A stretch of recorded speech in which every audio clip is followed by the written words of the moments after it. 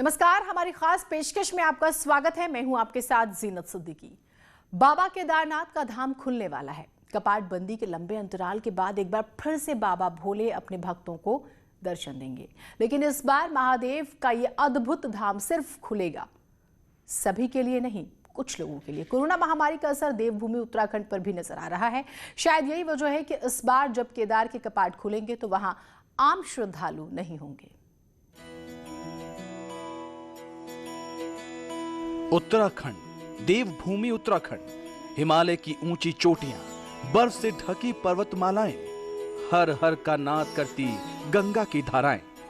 हिमालय की गोद में बसे उत्तराखंड में एक नहीं कई देवस्थल हैं, इसलिए इसे देवभूमि कहा जाता है। इसी देवभूमि में बसे हैं बाबा केदारनाथ। उत्तराखंड के रुद्रप्रयाग जिले में बना है बाबा केदारनाथ का मंदिर।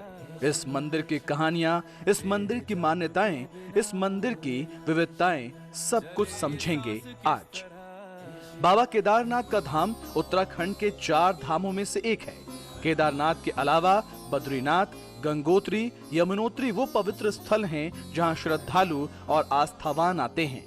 आज बाबा केदारनाथ की कहानी इसलिए लेकर आए हैं क्योंकि महादेव के इस अद्भुत धाम के कपाट खुलने वाले हैं। उत्तराखंड के 4 धामों के कपाट खुलना और बंद होना एक परंपरा है। हर बार सर्दियों के मौसम में 4 धामों के कपाट बंद हो जाते हैं और जब गर्मी का मौसम आता है तो एक एक करके देवस्थानों के दरवाजे आम जनों के लिए खोल दिए जाते हैं। भगवान की टोली, भगवान की चल विग्रह टोली श्री भगवान केदारनाथ जी में पहुंच चुकी है और रावल जी भी यहां पहुंच चुके हैं और भगवान केदारनाथ जी का दिव्य एवं भव्य मंदिर फूलों से सजाया जा रहा है। तय समय के हिसाब से ही बाबा केदारनाथ की डोली उनके धाम पहुंची तो वहां तैयारियां पूरी थी। केदारनाथ मंदिर को फूलों से सजाया गया है। मंदिर के मुख्य गेट पर बने नंदी की मूर्ति को भी फूलों से सजाया गया है। बाबा केदारनाथ का मंदिर उत्तराखंड के 4 धामों में से एक है। हर बार श्रद्धालु इन 4 धामों की यात्रा करते थे और पुण्य अर्जित करते थे, लेकिन इस बार ऐसा नहीं होगा। गंगोत्री, यमुनोत्री, केदारनाथ और बद्रीनाथ, इन 4 देवस्थानों को मिलकर बनता है 4 धाम। हर साल देश दुनिया से श्रद्धालु इन देवस्थानों पर आते हैं, अपने आराध्य की पूजा करते हैं। इसे ही 4 धाम यात्रा कहते हैं। लेकिन इस बार 4 धाम यात्रा नहीं होगी। कोरोना के प्रकोप के चलते सरकार ने 4 धाम यात्रा पर रोक लगाई है, लेकिन पूजा पाठ पर रोक नहीं है। 4 धाम मैनेजमेंट से जुड़े लोग और पुजारियों को मंदिर में जाने की छूट रहेगी। बाबा केदारनाथ का धाम भी 4 धामों में से एक है, इसलिए यहाँ के नियम कायदे उत्तराखंड सरकार का देवस्थानम बोर्ड ही तय करता है। कोविड की वजह से इस बार 4 धामों के लिए जो नियम बनाए गए हैं उसके मुताबिक जब मंदिर के कपाट खुलेंगे तो वहाँ आम श्रद्धालु नहीं होंगे। मंदिर परिसर में प्रवेश से पहले थर्मल स्क्रीनिंग अनिवार्य होगा। अगर किसी शख्स में कोई लक्षण मिलते हैं तो फिर उसे एंट्री नहीं मिलेगी। गर्भगृह में केवल रावल को ही प्रवेश की इजाजत होगी। मंदिर परिसर में घंटियों को छूने की इजाजत नहीं होगी। मंदिर में किसी भी प्रकार का प्रसाद वितरण नहीं होगा। टीका भी नहीं लगाया जाएगा। इस बार की 4 धाम यात्रा वैसी नहीं होगी जैसे हर बार हुआ करती थी। कोरोना महामारी का असर 4 धाम यात्रा पर भी पड़ा है। 4 धामों के कपाट भले ही खुलने लगे हैं, लेकिन इन देवस्थानों के दरवाजे खुलने के बावजूद आम श्रद्धालु यहाँ नहीं आ सकेंगे। लेकिन इसका ये मतलब बिल्कुल भी नहीं है कि आप बाबा केदार के दर्शन नहीं कर पाएंगे। दर्शन भी होगा, पूजा पाठ भी होगा, लेकिन कोविड गाइडलाइन के तहत। इसलिए ऐसा कहा जा सकता है कि इस बार बाबा केदार के दरबार में वैसी भीड़ नहीं होगी जैसे हर बार हुआ करती थी। बाबा केदारनाथ के साथ साथ 4 धामों के बाकी देवस्थानों में भी कोविड गाइडलाइन का सख्ती से पालन करवाया जाएगा।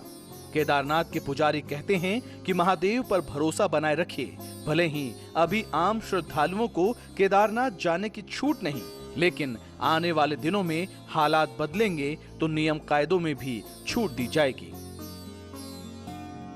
फिलहाल जो है यात्रा को स्थगित कर दिया गया है। मैं सभी लोगों से यही प्रार्थना करूंगा कि भगवान प्रत्यक्ष नहीं अप्रत्यक्ष रूप से आपके साथ हैं। आप प्रत्येक दिन ओम नमः शिवाय का जाप घर बैठे करते रहे। और जैसे जैसे चारों धामों के कपाट खुल जाएंगे, पिछले साल जैसे ऐसे कोरोना महामारी अपने स्तर से कम हो जाएगा, उसके बाद सरकार की नई गाइडलाइन के रूप में आ जाएगी और चारों धाम के कपाट खोल दिए जाएंगे।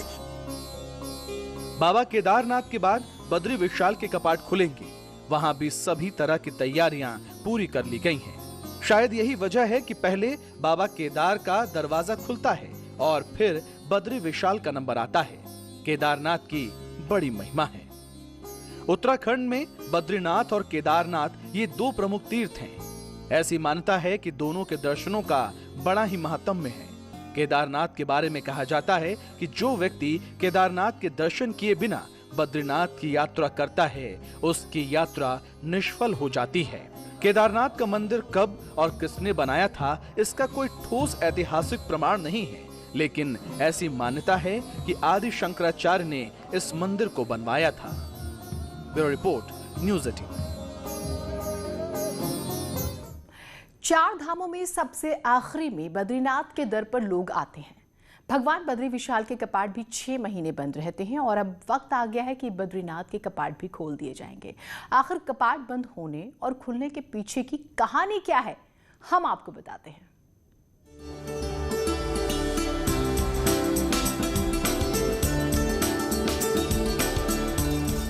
इस धाम के बारे में कहावत है कि जो जाए बद्री वो न आए ओदरी, यानी जो व्यक्ति बद्रीनाथ के दर्शन कर लेता है वो दोबारा माता के उदर यानी गर्भ में फिर से नहीं आता। इसलिए पुराणों में बताया गया है कि इंसान को जीवन में कम से कम एक बार बद्रीनाथ के दर्शन जरूर करना चाहिए। बताया जाता है कि शिव पार्वती से छीनकर विष्णु जी ने बद्रीनाथ को अपना धाम बनाया था। लेकिन ये सब कैसे हुआ? आखिर विष्णु ने ऐसा क्या किया कि भगवान शिव को ये स्थान छोड़कर केदारनाथ में रहना पड़ा? बद्रीनाथ को शास्त्रों और पुराणों में दूसरा बैकुंठ कहा जाता है। एक बैकुंठ क्षीर सागर है जहां भगवान विष्णु निवास करते हैं, और दूसरा निवास बद्रीनाथ है जो धरती पर मौजूद है। बद्रीनाथ के बारे में माना जाता है कि ये कभी भगवान शिव का निवास स्थान था, लेकिन विष्णु भगवान ने इस स्थान को शिव से मांग लिया था।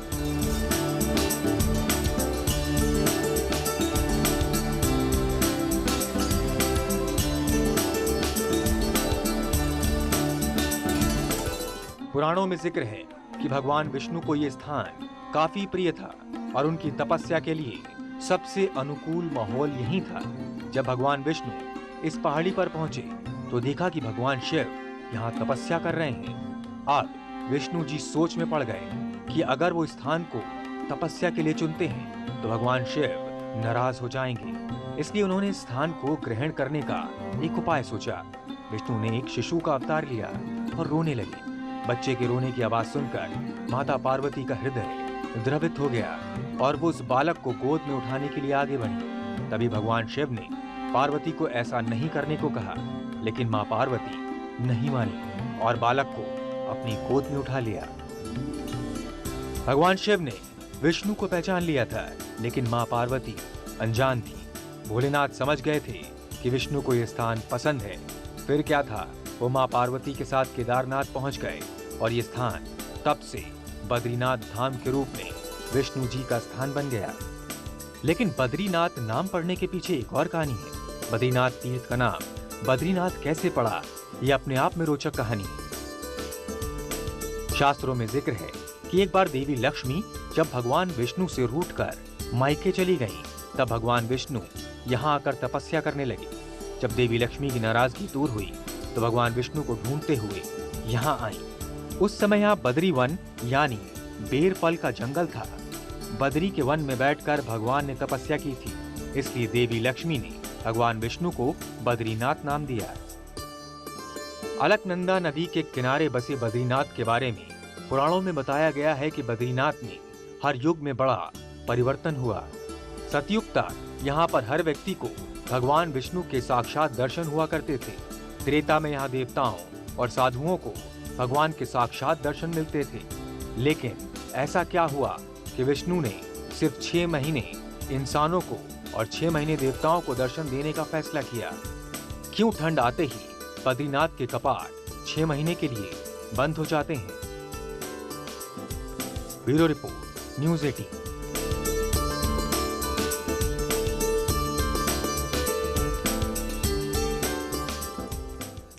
गंगोत्री, यमुनोत्री, केदारनाथ, बद्रीनाथ, चारों धामों में केदार और बद्रीनाथ महत्वपूर्ण हैं।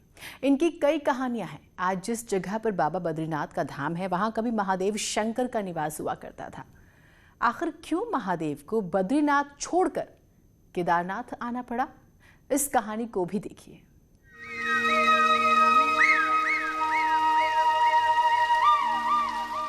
चार धाम यात्रा में सबसे पहले गंगोत्री के दर्शन होते हैं। ये है गोमुख, जहां से मां गंगा की धारा निकलती है।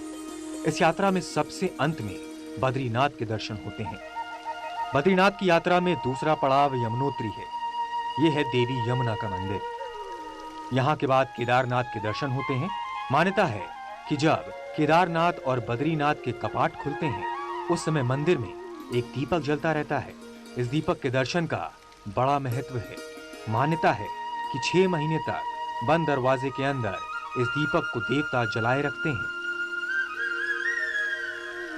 बद्रीनाथ धाम 2 पर्वतों के बीच बसा है। इसे नर नारायण पर्वत कहा जाता है। कहते हैं यहाँ पर भगवान विष्णु के अंश नर और नारायण ने तपस्या की थी। नर अगले जन्म में अर्जुन और नारायण श्री कृष्ण हुए। ऐसी हजारों कहानियां बद्रीनाथ से जुड़ी हैं। लोग अलग अलग तरीके से इन कहानियों को बताते हैं, लेकिन आज हम आपको मनुष्यों को गर्मियों के दिनों में 6 महीने दर्शन देने के पीछे की कहानी बता रहे हैं। जब ठंड में कपाट बंद हो जाते हैं तो इसमें इंसानों के जाने की मनाही होती है। आप सोच रहे होंगे कि बंद कपाट के पीछे कौन उनकी पूजा करता है। दरअसल गर्मियों के दिनों में भगवान विष्णु 6 महीने मनुष्यों को दर्शन देते हैं और कपाट बंद होने के बाद 6 महीने तक पूजा का अधिकार देवताओं और मां लक्ष्मी के पास चला जाता है। आखिर ऐसा विधान किसने बनाया और कब से शुरू हुआ, इसके पीछे की कहानी बड़ी दिलचस्प है। पुराणों में जिक्र है कि सतयुग में नारायण बद्रिकाश्रम में साक्षात निवास करते थे। उस वक्त वो इंसानों और देवताओं को आसानी से दर्शन देते थे, लेकिन त्रेता युग में कठोर तपस्या करने वाले ऋषि मुनि ही विष्णु के दर्शन कर पाते थे। द्वापर युग आने पर जब विष्णु कृष्ण अवतार लेने के लिए जाने लगे तो न केवल ऋषि मुनि बल्कि देवताओं को भी उनके दर्शन दुर्लभ हो गए। जब लंबे वक्त तक देवताओं को नारायण के दर्शन नहीं मिले तो वो दोबारा गए और विष्णु से दर्शन देने के लिए प्रार्थना करने लगे। तब विष्णु ने एक ऐसा तरीका निकाला जिससे वो देवताओं और मनुष्यों को समान रूप से दर्शन दे सकें। विष्णु ने कहा कि कलयुग में जब इंसान धर्म कर्महीन हो जाएगा और उसके अंदर अभिमान समा जाएगा, तब वो इंसान के सामने साक्षात रूप में नहीं रह पाएंगे। ऐसी स्थिति में नारद शिला के नीचे अलकनंदा में समाई हुई उनकी एक मूर्ति के जरिए वो भक्तों को दर्शन देंगे। उनकी बातें सुनकर देवताओं ने नारद कुंड से मूर्ति निकालकर विश्वकर्मा से एक मंदिर में मूर्ति की स्थापना करा दी। इस मंदिर का नाम बद्रीनाथ पड़ा और नारद को प्रधान अर्चक नियुक्त किया गया। उसी वक्त ये भी प्रावधान रखा गया कि बद्रीनाथ में नारायण की पूजा का अधिकार 6 महीने के लिए मनुष्यों को होगा और बाकी के 6 महीने देवता पूजा अर्चना करेंगे। यही वजह है कि ठंड में देवताओं के लिए बद्री विशाल के कपाट बंद हो जाते हैं और गर्मी में मनुष्य उनके विग्रह की पूजा करते हैं। अब भगवान विष्णु किसी को साक्षात दर्शन नहीं देते। Bureau report, news 18। एक छोटा सा ब्रेक ले रहे हैं, कहीं मत जाइएगा।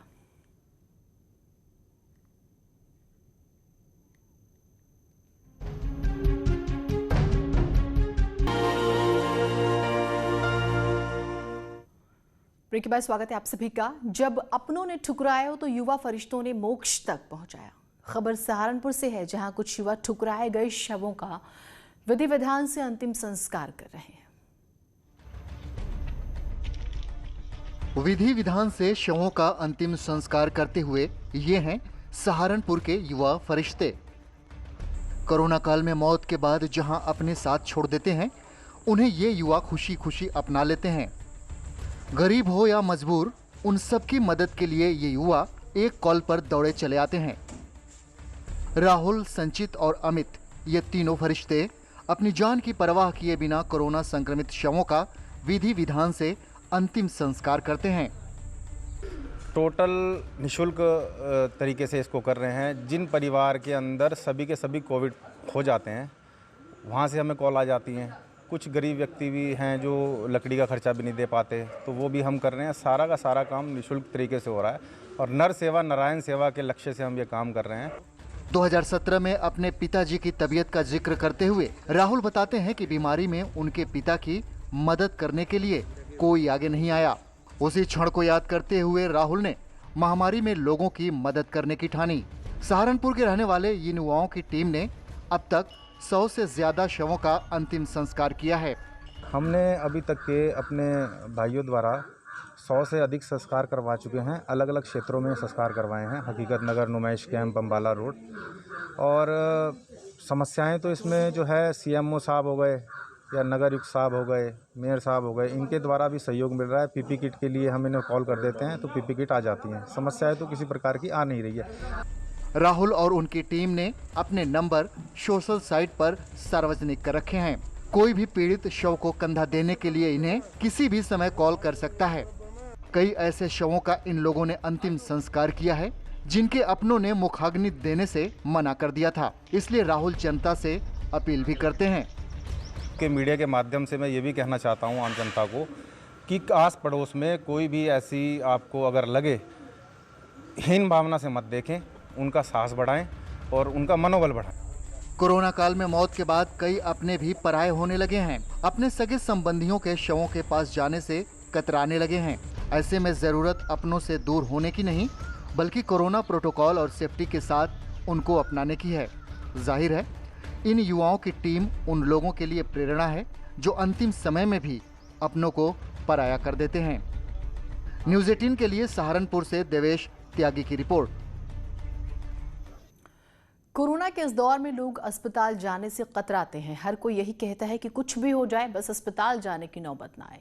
जनरली एक परसेप्शन है कि अस्पताल, इलाज, खामोशी, मायूसी, यही सब होता होगा। लेकिन मेरठ का एक अस्पताल ऐसा है जहां सेलिब्रेशन भी होता है। यहाँ एक कोविड पॉजिटिव पति पत्नी की मैरिज एनिवर्सरी स्पेशली मनाई गई। कोरोना काल में जहां एक तरफ मायूसी और उदासी का माहौल है, तो ऐसे में मेरठ के एक अस्पताल से ऐसी खबर आई है जिसे देखकर आप भी कहेंगे कि वाह, अस्पताल हो तो ऐसा। दरअसल यहाँ कोविड वार्ड में एक मरीज दंपति की मैरिज एनिवर्सरी मनाई गई। अस्पताल के डॉक्टर्स और स्टाफ ने इसके लिए बकायदा तैयारी भी की। केक मंगाया गया और स्वीट्स का भी अरेंजमेंट किया गया। उसके बाद डॉक्टर्स ने कोविड पॉजिटिव पति पत्नी को सरप्राइज दिया, उनकी एनिवर्सरी मनाई। डॉक्टर साहब थे, उन्होंने बल्कि केक मंगवाया था, केक कटवाया हमसे, तो वो बोले कि हम यहीं मनाएंगे, आप चिंता मत करो। मेरठ के रहने वाले नितिन गुप्ता और पारुल गुप्ता बीते कई दिनों से अस्पताल में भर्ती हैं।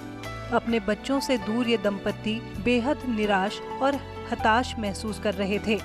अब अस्पताल के डॉक्टर को इस बारे में पता चला तो उन्होंने दंपति को खुश करने के लिए ये प्लानिंग की और पूछा कि उनकी एनिवर्सरी कब है। बस फिर क्या था, मरीज दंपति को पता ही नहीं चला और डॉक्टर और नर्सिंग स्टाफ ने दंपति की एनिवर्सरी सेलिब्रेट करने की तैयारी शुरू कर दी। वहीं रिकवर हो गए कोरोना से और काफ़ी परेशान थे, वो काफ़ी दिनों से भर्ती थे हमारे यहाँ। तो उनकी जब एनिवर्सरी आएगी तो हमारे यहाँ सेलिब्रेट की गई।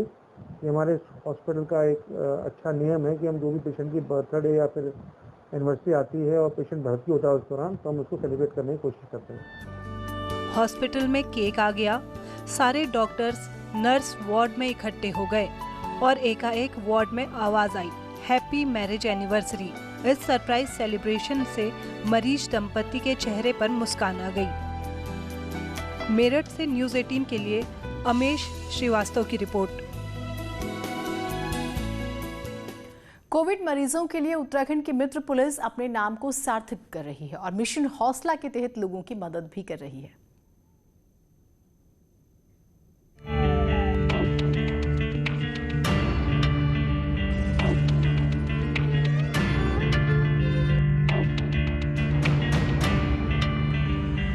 अगर आपके जान पहचान में भी कोविड पेशेंट की मदद के लिए कोई नहीं है तो उत्तराखंड की पुलिस आपकी सेवा में तत्पर है।